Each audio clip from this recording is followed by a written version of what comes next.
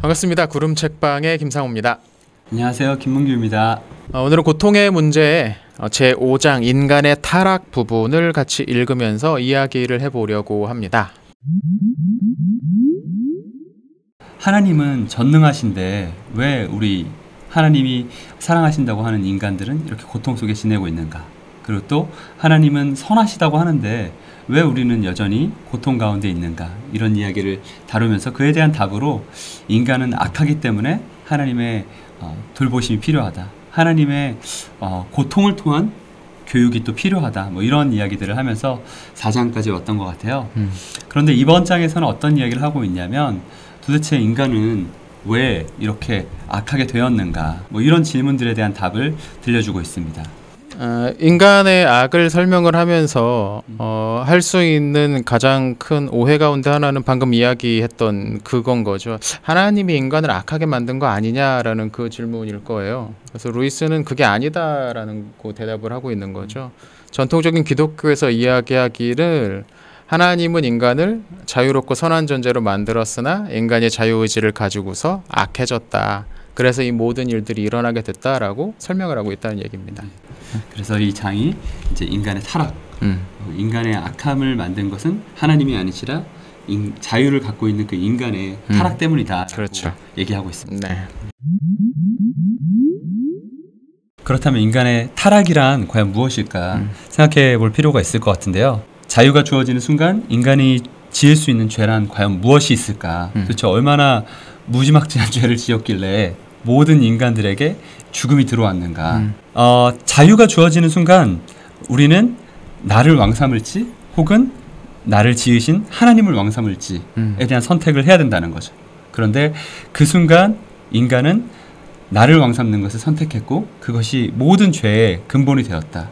이 타락의 중심이 되었다라고 이야기하고 있습니다. 그게 너무 자연스럽게 매일매일 심지어 오늘날도 일어나고 있다고 이야기합니다. 그러면서 이런 재밌는 좀 예를 하나 드러나니까 우리는 아침에 눈을 뜨면서 새로 맞이한 하루를 하나님의 발 앞에 내려놓고자 합니다. 그러나 면도를 채 끝내기도 전에 그날은 내 날이 되어버리고 하루 중 하나님께 드리는 몫은 마치 내 지갑에서 꺼내드리는 세금이나 마땅히 내 것이라고 생각되는 시간에서 공제해드리는 부분처럼 느껴지기 시작합니다. 이거 실제로 그렇죠.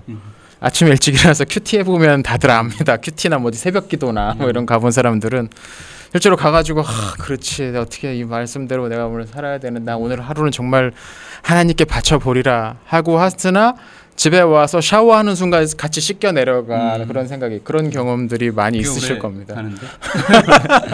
보통 저는 이제 밥 먹기 전에 항상 식기도를 할 때 식기도를 좀 대충 하고 싶지 않아서 항상 그렇게 기도하는 것 같아요. 하나님, 제 삶이 하나님께 될 수 있게 해주세요.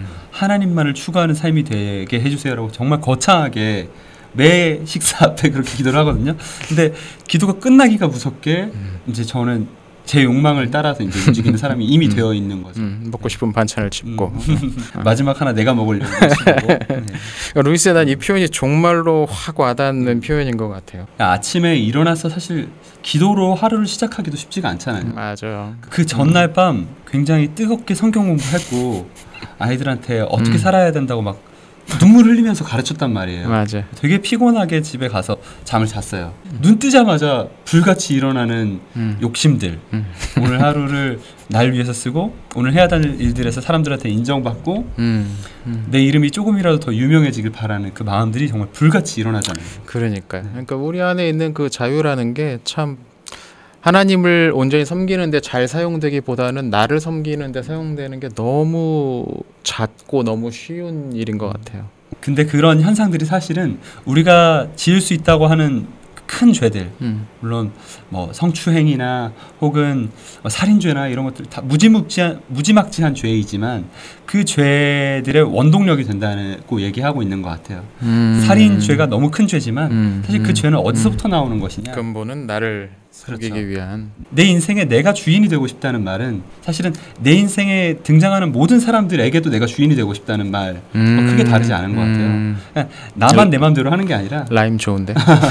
다른 사람들까지 내 마음대로 하고 싶은 그 마음이 사실은 다른 사람들의 성을 착취하거나 뭐 아니면 생명을 빼앗아가거나 그런 일들로 연결되기 그렇죠. 때문에 네. 저는 이 부분도 되게 공감이 많이 됐었는데 이렇게 얘기하고 있습니다.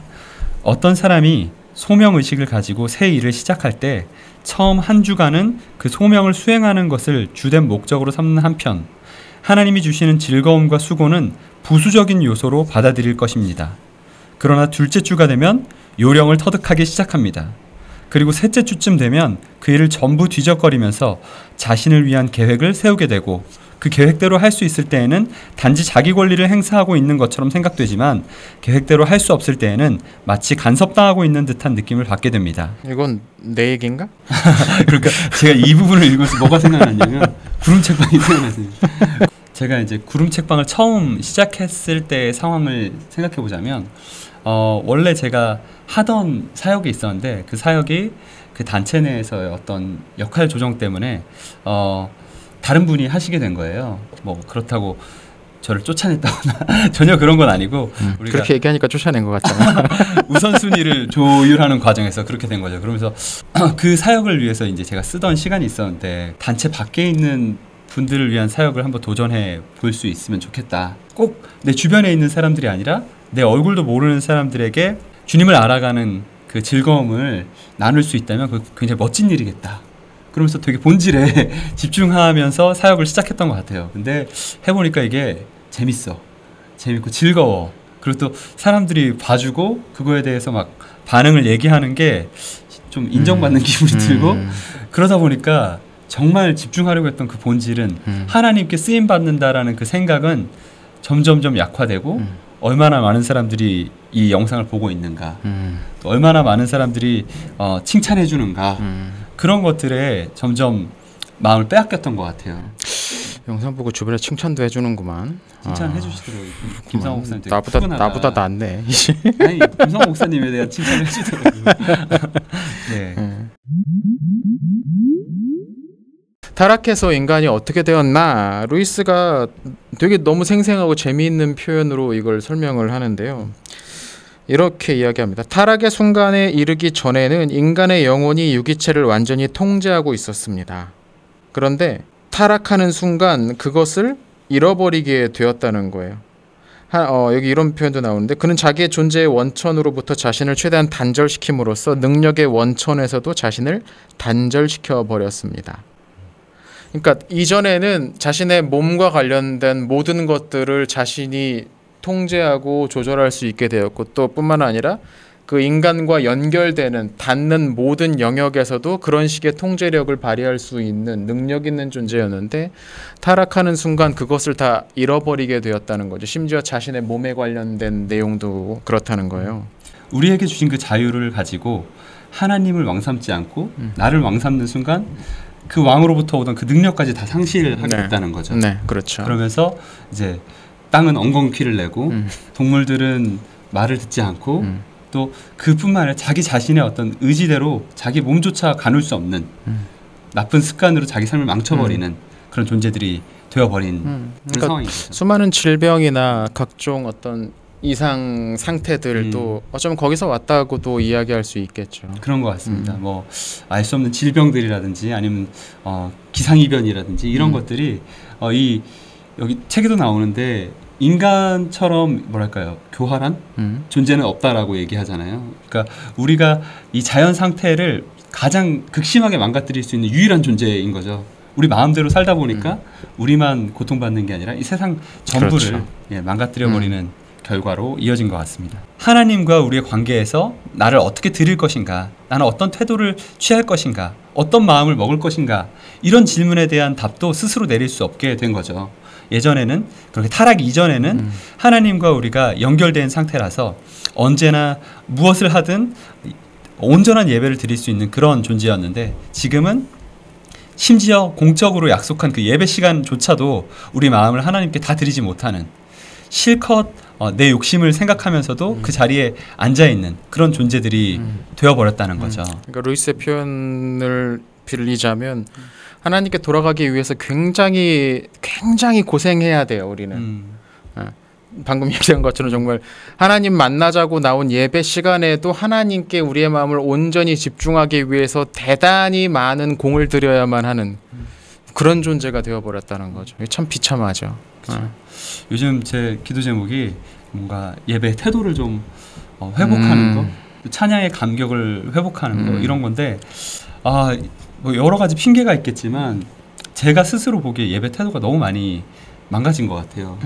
정말 예배는 주님의 달콤함을 가장 깊이 누릴 수 있는 시간이다. 그렇기 때문에 다른 모든 생각들을 차단하고 주님께만 집중하자. 뭐 이런 예배라고 항상 생각해 왔는데 내가 예배를 실패하고 있지? 뭐 이런 생각들이 많이 들더라고요. 그러니까 갑작스러운 자기 고백이에요. 이걸 어떻게 넣어야 돼? 잘라. 예배를 우리가 되게 많이 하는데 그잖아요. 특히 한국의 예배 얼마나 많아요. 별별 예배 다 있잖아요. 이사 가면 이사 예배, 개업하면 개업 예배, 뭐 하면 뭐 예배, 수두룩한데 근데 정말로 그 많은 예배들 가운데서 하나님과 제대로 된 만남이 있는 예배가 얼마나 될까 생각해 보면 참 안타까운 부분이 많이 있어요.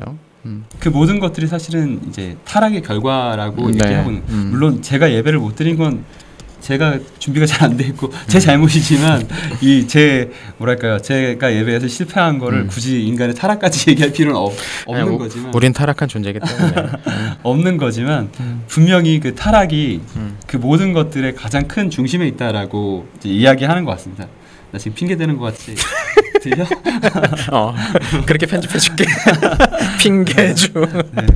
그러니까 타락에 의해서 우리가 예전에는 그러니까 타락 이전에는 너무 손쉽게 할 수 있던 것들을 온 힘을 다 기울여도 할 수 없는 것들이 되어버린 거죠. 예를 들면 그 타락 이전의 아담은 어떤 성적인 유혹이나 이런 것들에 대해서 자기의 선한 의지로 충분히 거부할 수 있었는데 지금은 정말 사람들이 그런 성적인 범죄를 하고 나서도 어쩔 수 없었어요.